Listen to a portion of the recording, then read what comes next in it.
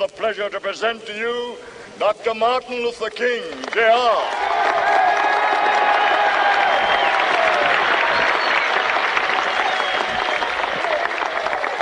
I am happy to join with you today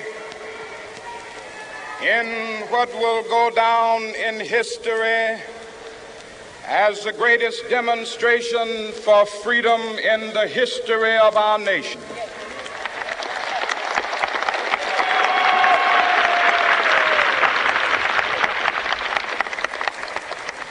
Five score years ago,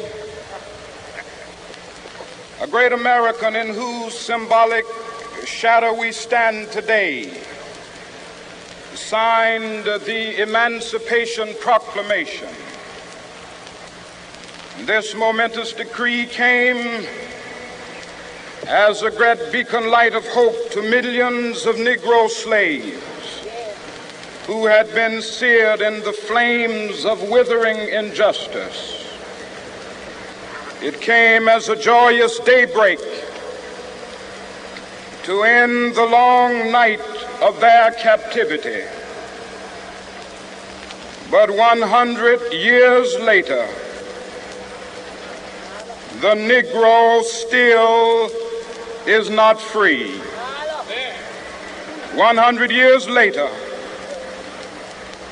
the life of the Negro is still sadly crippled by the manacles of segregation and the chains of discrimination. 100 years later, the Negro lives on a lonely island of poverty. I have a dream that one day this nation will rise up and live out the true meaning of its creed. We hold these truths to be self-evident, that all men are created equal.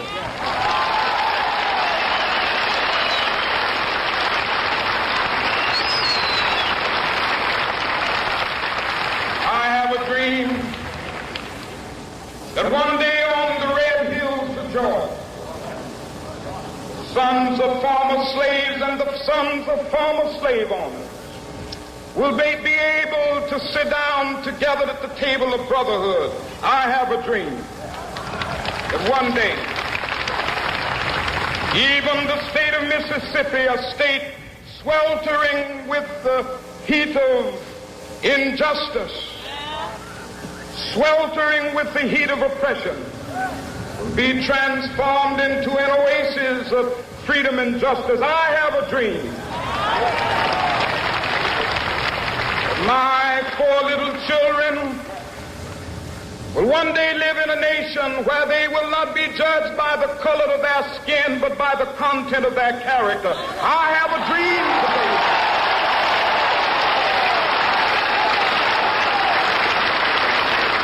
I have a dream that one day, down in Alabama with its vicious racists, with its governor having his lips dripping with the words of interposition and nullification. One day right there in Alabama, little black boys and black girls will be able to join hands with little white boys and white girls as sisters and brothers. I have a dream today.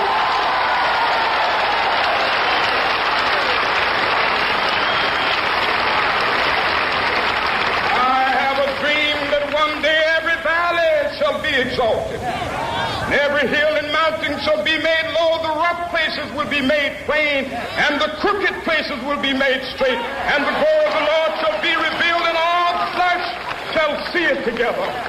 This is our hope. This is the faith that I go back to the South with. With this faith, we will be able to hew out of the mountain of despair a stone of hope. With this faith, we will be able to transform the jangling discords of our nation into a beautiful symphony of brotherhood. With this faith, we will be able to work together, to pray together, to struggle together, to go to jail together, to stand up for freedom together, knowing that we will be free one day.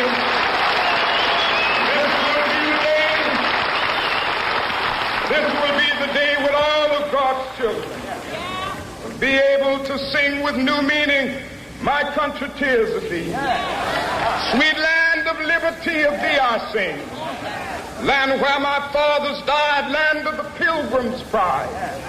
From every mountainside, let freedom ring. And if America is to be a great nation, this must become true. And so let freedom ring. From the prodigious hilltops of New Hampshire, let freedom ring.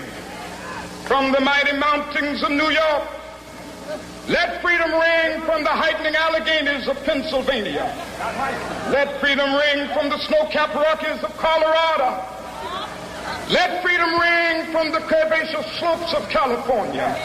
But not only that, let freedom ring from Stone Mountain of Georgia. Let freedom ring from Lookout Mountain of Tennessee. Let freedom ring from every hill and molehill of Mississippi, from every mountainside. Let freedom ring, and when it happens, when we allow freedom ring, when we let it ring from every village and every hamlet, from every state and every city, we will be able to speed up that day when all of God's children, black men and white men, Jews and Gentiles, Protestants and Catholics, will be able to join hands and sing in the words of the old Negro spiritual, free at last, thank God